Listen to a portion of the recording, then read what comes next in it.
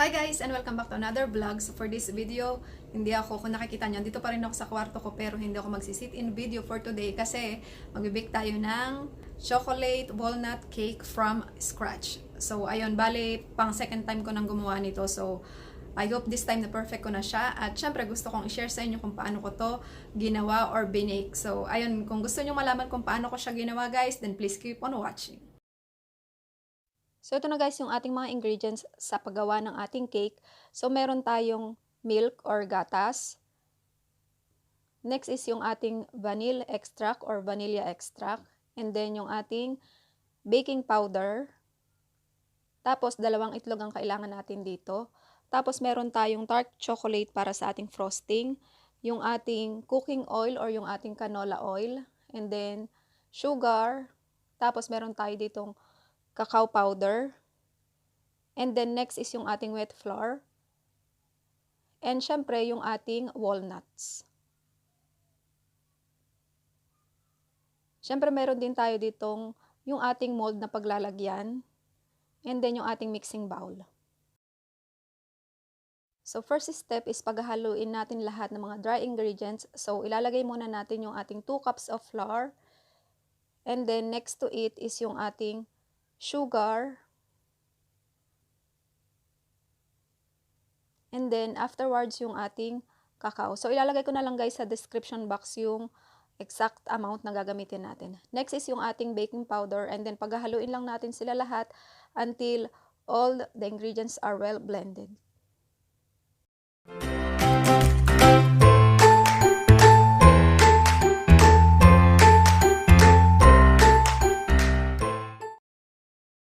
Next is ilalagay natin yung ating chopped walnuts doon sa ating dry ingredients and then paghahaluin lang ulit natin sila.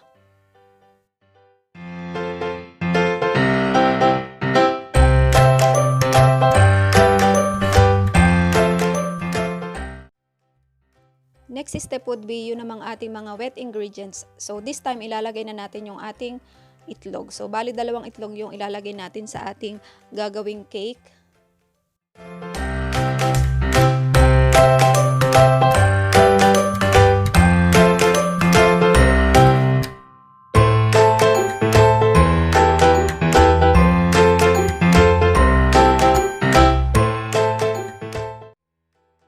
Next is 1 cup of milk. So, yan din guys yung ginamit ko kaninang measuring cup. So, pasensya na kung ganyan na itsura. Next is yung ating half cup or 3/4 cup ng ating canola oil. So, ilalagay ko na lang ulit doon sa description box lahat ng exact measurement, okay? Next is yung ating vanilla extract. Ang ilalagay naman natin. So, 2 teaspoons full ang ilalagay natin.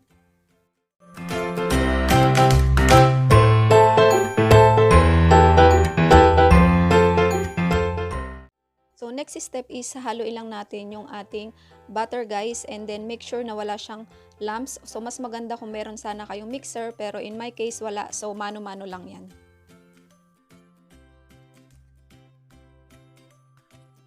So, ito na guys yung ating last ingredient na ilalagay natin sa ating cake which is boiling water na hindi ko nasabi kanina doon sa list of ingredients natin kanina doon sa start ng ating video.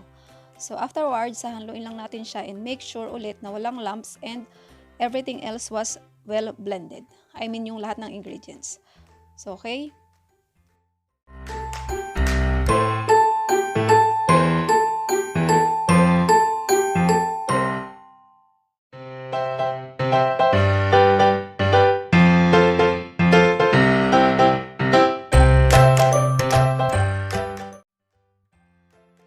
So, next step guys is ililipat na natin yung ating butter doon sa ating cake mold.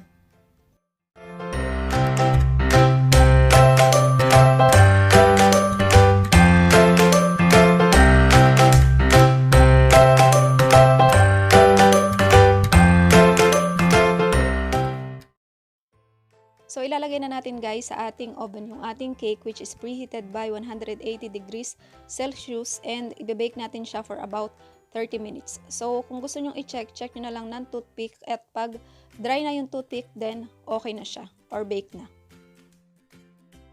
So, ito guys, yung dark chocolate na sinabi ko sa inyo kanina na gagamitin natin sa ating frosting. So, i-melt lang natin siya.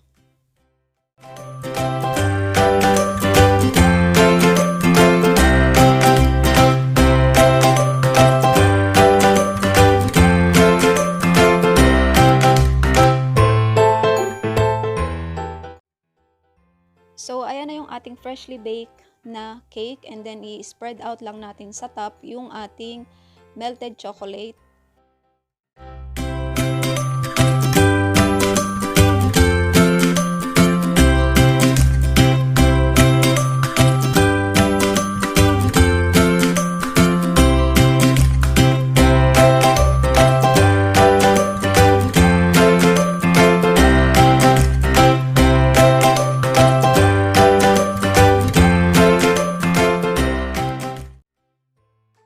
Next is sprinkle natin on top yung ating chopped walnut, and that's it guys, meron na tayong freshly baked chocolate walnut cake.